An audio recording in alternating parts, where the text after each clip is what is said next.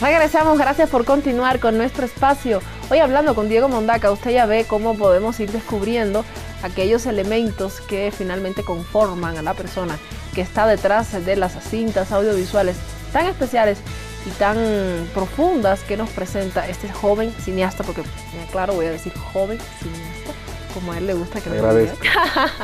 Diego, sobre la conversación anterior que nos estábamos hablando antes de irnos a la pausa, ¿qué conexión existe entre Diego y el café? Siempre he visto a mi padre tomar café, a mi madre tomar café. En casa es como una regla, ¿no? Después de la comida, el cafecito. Yo no era tan apegado al café hasta que creo que comencé a extrañar casa también, ¿no? Cuando comencé a viajar, cuando estaba afuera. Y bueno, mi primer gran viaje, el más largo tiempo, el primer gran tiempo que estaba lejos de casa ha sido Cuba. Y Cuba tiene una tradición pues exquisita en el café. Y me dediqué a mezclar cafés, juntar gente, tomar café. Un tiempo en la escuela, en mi cuarto donde yo estudiaba, ya era un clásico subir al cuarto del Diego a tomar el café.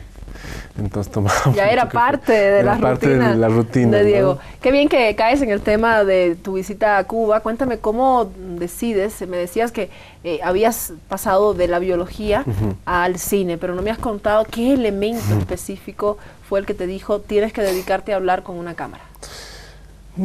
No sé, mira, estaba en un momento, como te decía, de tener que tomar decisiones, ¿no?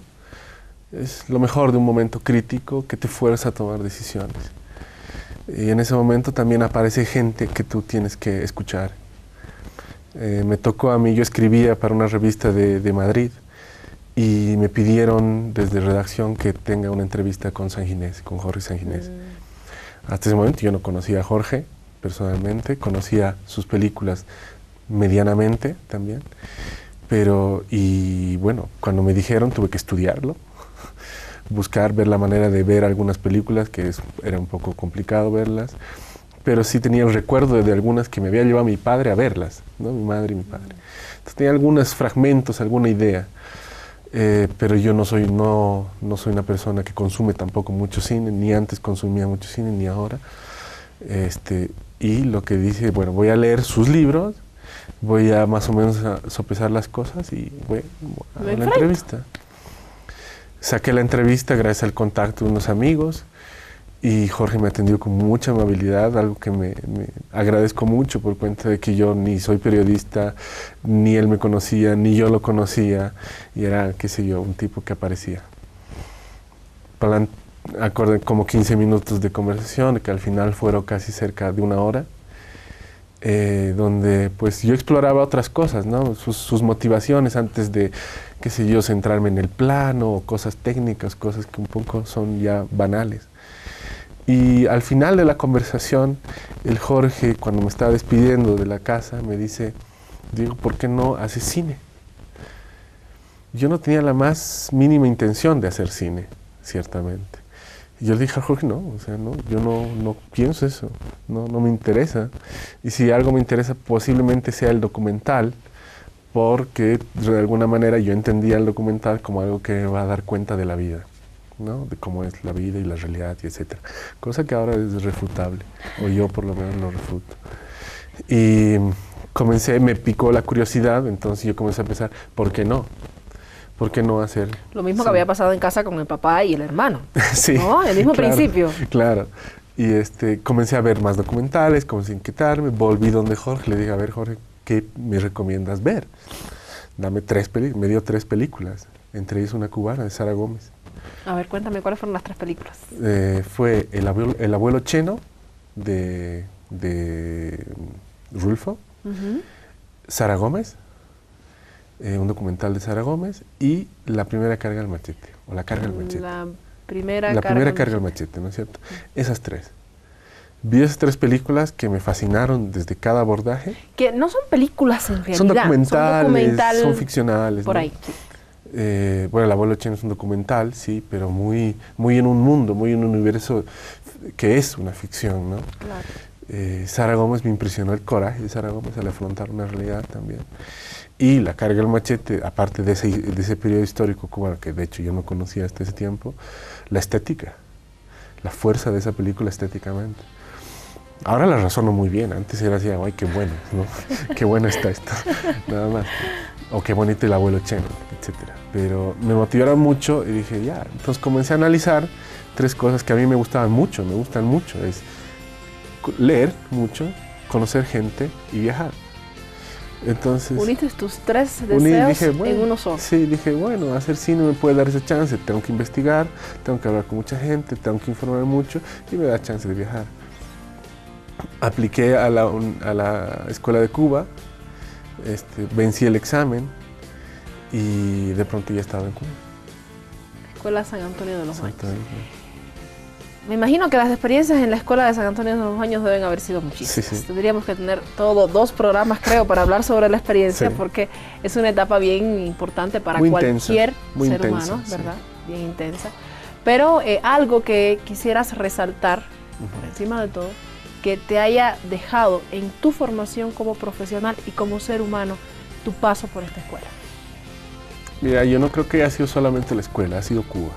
Y ha sido también la edad o el momento en el que yo estaba, ¿no? Era un momento así que yo había consumido, digamos, mucha información, había adquirido mucho conocimiento, pero no sabía dónde ponerlo. Entonces, eso es una escuela también, ¿no? Guiarte en esos sentidos.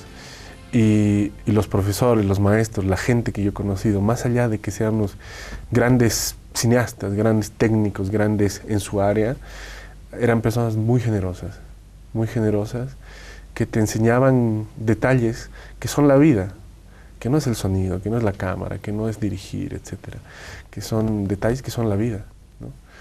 Y ahí aprendí, obviamente, con esa intensidad que es Cuba, que es la Escuela de Cuba, una isla dentro de una isla, siempre decimos, a conocerme a mí. O sea, yo estaba pasando por un abanico de humores y de sentimientos, desde lo más oscuro hasta lo más luminoso en un espacio como ese.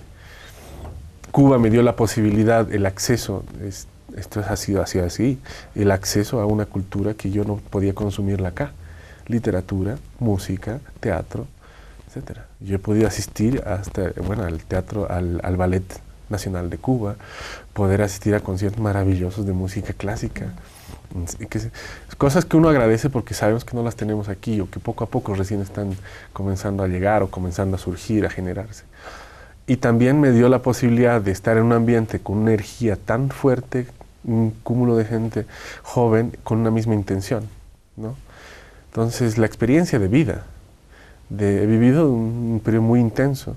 Yo creo que ahí es la gran base de mi formación como persona, he capitalizado mucho mi conocimiento ahí, y de ahí ha surgido obviamente otro periodo que es el que hasta ahora más o menos estoy viviendo. Continúas viviendo. ¿En qué te especializaste? ¿Dirección? En cine documental. Cine documental. Sí. ¿Dirección? Dirección de cine documental. Perfecto.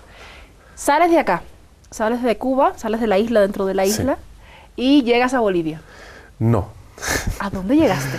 Te has desviado. Sí, yo de Cuba comencé una errancia que hasta el día de hoy creo que continúo. Yo me fui a vivir a México. A México. En México pasé un periodo muy lindo, muy intenso también, y era muy chocante por cuanto venía de Cuba, de un ambiente tan chico, de la escuela. En todos los aspectos era chocante, sí. No te entiendo.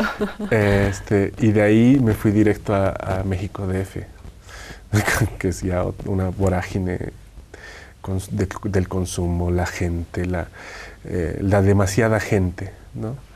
Todo tiempo, toda hora, que era para mí extraño. Viniendo de Bolivia, después Cuba y después México. Después de México me fui a Alemania, que tenía una beca de un posgrado que se hizo en cine documental. De ahí bajé a Bolivia, volví a Bolivia, que es cuando filmamos Ciudadela. De ahí nos fuimos con mis compañeros a editar la película a Uruguay, entonces me fui a vivir a Uruguay, al campo. De ahí regresé a Bolivia. Entre medio muchos viajes por festivales y estas cosas. Después regresé a Bolivia para poder trabajar con Don Jorge en la película Insurgentes. Y después volví a viajar, volví a vivir en Alemania, temporadas largas y después viajando mucho. A ver, Diego, son muchísimos viajes, no voy a poderlos trabajar uno por uno porque ya se me va a ir el tiempo. Pero ¿qué elementos recogerías de esta experiencia de conocer ambientes culturales, contextos diferentes, que de alguna manera hayan apoyado a formar tu imagen como cineasta? Normalmente se cree que el cineasta es una persona que absorbe contextos, que absorbe realidades y que luego lo vuelca. Igual, diferente o con propuestas. Puede ir por ahí, ¿no? O por otras líneas. Pero ¿qué recogerías de eso? Mira, yo creo que han sido periodos muy interesantes. Sobre todo, no solamente para mí, sino sobre todo lo que pasaba en Bolivia. Cuando yo salgo a Bolivia es cuando sube al poder Evo Morales, su primer periodo. Entonces Bolivia era un tema. O sea, ser boliviano era algo que era notorio, digámoslo así. Y en muchos espacios, en todo lugar donde yo iba, tenía que hablar de mi país. O sea, no solamente de mi trabajo, sino de mi país. Y eso me gustaba mucho. Me gustaba mucho porque también la distancia me hacía tener una posibilidad crítica, una cierta madurez en mi discurso sobre mi propio país y sobre lo que yo pienso del país, lo que he vivido con ese proceso, lo que he participado con el proceso y lo que me gustaría que llegue a ser, ¿no es cierto? Y lo que me gustaría aportar desde donde estoy. Y eso a mí me gustó mucho, y me gustó mucho ver también que desde afuera, contrastar las realidades, contrastar mis mundos, y también ver y sentir que el boliviano ahora tiene una dignidad mayor, tiene una posibilidad de ser, ya podemos ser muy orgullosos, creo yo, de decir, sí, yo soy boliviano, y hablar con orgullo, y hablar con solidez sobre tu país, sobre sus demandas, sobre sus procesos, etcétera. Eso es importantísimo. Sí, sí. Has hablado de un elemento que realmente rescata, ¿no?, lo que podemos sentir, lo que podemos ser luego de un proceso histórico, claro, sin dejar fuera el proceso histórico que hubo antes. Claro, que también marcó, totalmente, ¿no? Es parte, ¿no? Yo crecí en un periodo neoliberal, si quieres, ¿no? Recién vencida la dictadura y después un proceso neoliberal muy lesivo, y ahora un proceso que nos podemos reconocer en ciertos puntos, muchos de nosotros. Y claro, contrastar esta realidad con la realidad de otros países, la realidad de otra gente, íntimamente, amigos, familia, etcétera, claro que te llega una madurez, ¿no? El contraste, y también darte cuenta que afuera no es una taza de leche tampoco. No lo es. Y aquí en tu país hay ciertos códigos y ciertos niveles de identificación que te hacen ser. Y es lo que yo valoro más, y quizás eso sea la razón principal por la que yo mantengo muy firme mi pie en Bolivia, ¿no? Efectivamente. Quisiera hablar sobre tu concepto de documental. Antes de hablar ya de tus filmes, ¿no?, y de cómo pretendes seguir avanzando en el camino de tu carrera, porque estoy convencida que no te vas a quedar ahí donde estás, debes estar gestando cosas, debes tener varios cristales, varias ventanas, ¿no?, llenas de ideas.